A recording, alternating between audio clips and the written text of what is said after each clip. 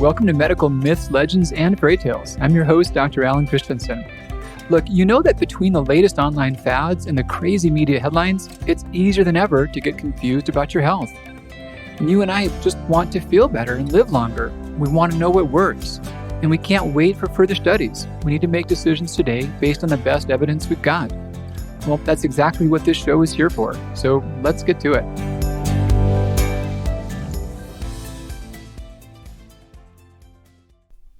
Hey, Dr. C with you. Welcome back to the Thyroid Beginner Series. This one's going to be about how to manage symptoms. Now, if you've not already, check out the other steps. They may take care of a lot of this already. Symptoms, the big ones we're going to think about are going to be weight, fatigue, hair loss, digestive problems, brain fog, menstrual irregularities. These are the big things, and they're affecting the majority of people with thyroid disease. And managing them, people are often given the idea that it's all about there being a lack of hormone. And if you just take this pill that has thyroid hormone, everything's going to get better. And it's sad, but for so many people, that's just proven not to be the case. You know, there was a survey done back in 2018, and this was about 12,000 people surveyed, and they were on thyroid treatment, and they were asked really just, how satisfied are you with treatment? Have your symptoms been managed? And it was less than 10% that rated their treatment success as good. Most were not satisfied. Most were not doing better. And the core reason is just that in nearly all cases, the problem is not a lack of thyroid hormone. And that's why adding in more thyroid hormone fails to improve the symptoms from nearly all people. So what do you do? Well, the basic steps I mentioned as far as diet, supplementation, those are appropriate. Medications, if you need them, making sure that you're on the right type for you, that you're on good amounts, that you've considered forms that might include T3, if you've been on T4 only, that you're taking enough to have your TSH low normal. But that's only if you need medication. That's if you don't have a thyroid or if you had severe hypothyroidism that led you to go on medication. That's not most people. For most people, regardless of their scores, the medications themselves may be causing problems. It may be causing some of their symptoms. So check that episode out again. But let's say that you need medicine and you're on it, or you don't need it and you've done other steps and now your thyroid levels are better, but you've still got symptoms. You're still not feeling well. So what do you do about them? Well, then we think about the autoimmune side, about Hashimoto's. And this is the driver for so many people. Most who have these symptoms and have abnormal blood levels have Hashimoto's, but very few have overt hypothyroidism. And managing Hashimoto's, there's two things that have been clinically shown to make a big difference. And the first one we mentioned already, and that was iodine. I briefly touched on the second one about nutraceuticals, but that's about antibody support. So this is a blend of Nigella, inositol, and selenium. And these have all independently been shown to lower thyroid antibodies for most people. And when the antibodies are in the 4-digit range, they're clearly a cause of symptoms. Sometimes they can when they're in the higher 3-digit range as well. Once they get in the low 3 digits or in the 2 digits, they're usually not a source of symptoms. So in that case, we would think about other factors. So now, after those things, we think about the comorbidities. And these are other conditions that are commonly present in those with thyroid disease. And this is a big deal. There's clear evidence that most with thyroid disease, in fact, over 80%, 84% or more, have one or more other comorbidity, one or more other thing that's causing them symptoms. And the problem is that all too often, doctors, we can get fixated on the thyroid being the sole culprit.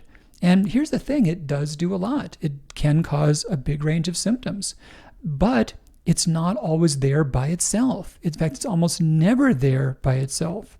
If you have thyroid disease, you probably have some other things as well.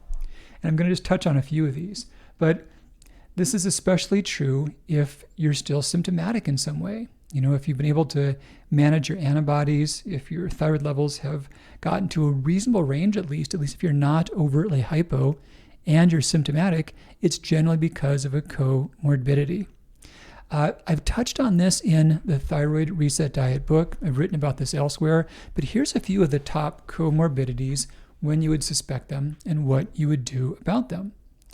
The most common one is probably latent iron depletion. So this is in the spectrum of anemia, but it's actually not anemia. This is a milder form of that. And this shows up when ferritin levels are below what we can call optimal.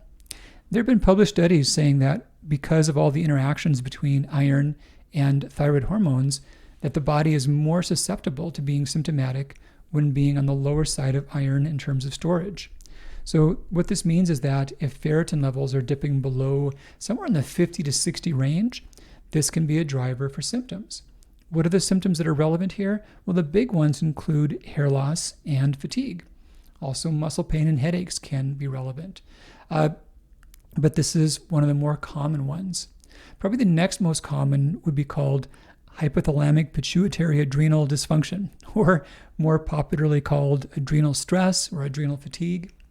This is also a real thing.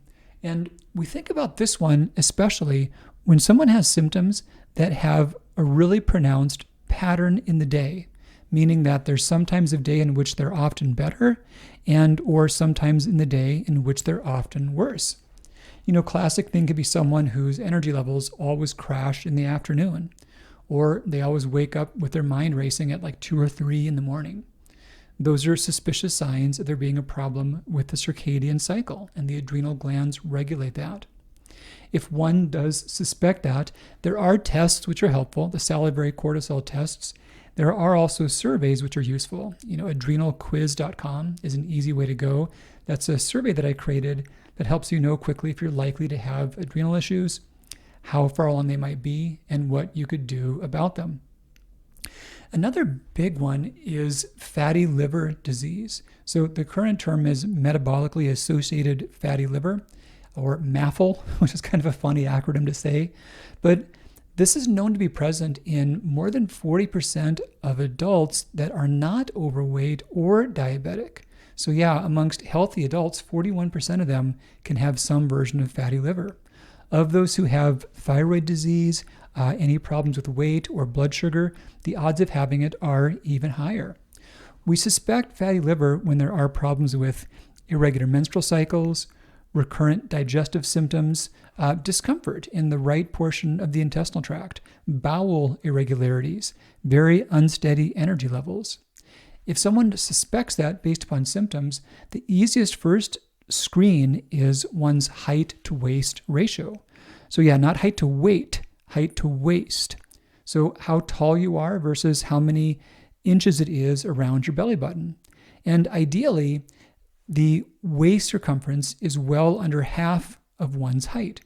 But when it's more than 0.45, close to half of one's height, that's a strong risk factor for fatty liver. I've written about this one in some detail. If you were to Google Alan Christianson, fatty liver, you can find a lot more about blood tests that show when it's suspicious, and better treatment options for it. A couple more to mention. One would be parathyroid disease. So this is not common, but it's not uncommon, and it is severe, and it's very commonly missed. So parathyroid disease, in those with thyroid disease, this may affect 5% or more of people. And this is a disruption of calcium regulation. The symptoms that this can cause are many, and they're really severe. So we can see pain in the joints, severe anxiety, mood changes, IBS, difficulty with frequent stools or constipation, frequent urination. But calcium metabolism can be big. And then among those who have had thyroid surgeries, many can have similar problems on the opposite end. Before I was talking about those that make too much parathyroid hormone and have hypercalcemia. But there's also those that have had thyroid issues that become hypocalcemic. Their body retains too little calcium. That's also a big deal, and that can be a big thing behind hair loss, pretty severe mood changes, and also dry skin, dry nails. So close look at calcium metabolism. if you're below range, it's a problem. If you're above range, it's a problem. If you're on the highest end of the normal range, it can also be a problem. So yeah, being aware of calcium metabolism. Two last ones to mention, celiac disease. So this is where gluten is a problem. And this can affect somewhere between 3 to 5% of those with autoimmune thyroid disease. Now, this is kind of tricky. If you do have celiac, the amount of gluten avoidance is pretty intense. It's not a matter of just cutting it out until you feel better. You can eat amounts that are small enough to not cause symptoms, but still cause health risks. And that's why it's nice. And also, if you have celiac disease, there's also different schedules of screening for colorectal cancer that are appropriate. That's why it's good to screen for celiac disease. Now, one wrinkle is that you can't accurately screen for celiac disease if you've chosen to go gluten-free. So this is why I like people to not avoid gluten unless they need to, and then test for celiac. And if they have that, then avoid it very thoroughly and very completely. And last one to mention is atrophic gastritis, also called autoimmune gastritis. This one's a big deal, and this can affect 30 to 40% of people with autoimmune thyroid disease. This can cause them to malabsorb iron, B12, zinc, other nutrients. It can also be the cause of a lot of chronic digestive symptoms. If someone does run low in nutrients and has unexplained digestive problems, they should screen for autoimmune gastritis. There are blood markers that are easy first steps. They're not definitive, but if they do show suspicious signs, then one should follow up with a gastroenterologist. And these include APCA, which stands for antiparietal cell antibody, and also gastrin levels. So those are some of the top medical ones. There's other ones that are not as much diagnosable through blood tests, but are still relevant. We see things like various mood disorders, like depression or anxiety. And these happen. They're real things, and they're more prevalent in populations with thyroid disease. So there are people that have legitimate mental health issues that would benefit from treatment of various types, but often practitioners assume it's only related to the thyroid. And this is a tricky thing to parse because there's a lot of stories in which people have been falsely diagnosed with having mental health problems when the thyroid was the real problem all along. But it can work in multiple ways. They can also coexist together, and both can be real. So yeah, this is about the comorbidities. And the take-home message here is that if you're seeming to do a lot of the right stuff, but you're not feeling better, you should really think about one or more of these being present.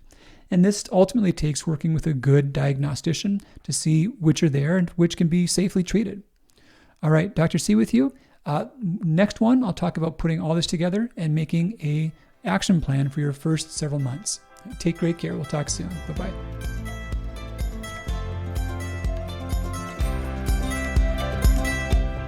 Hey, Dr. Christianson here. Thanks so much for joining me for another episode. Is there a topic you'd like me to cover? I'd love to hear from you. Just go to Dr. Alan Christianson on Facebook or Instagram, write your question, and use the hashtag #MedicalMyths. Did you find this show helpful? If so, please take a minute and leave us a rating on iTunes so that others can know. Thanks much. I'll be back with you real soon. Bye-bye.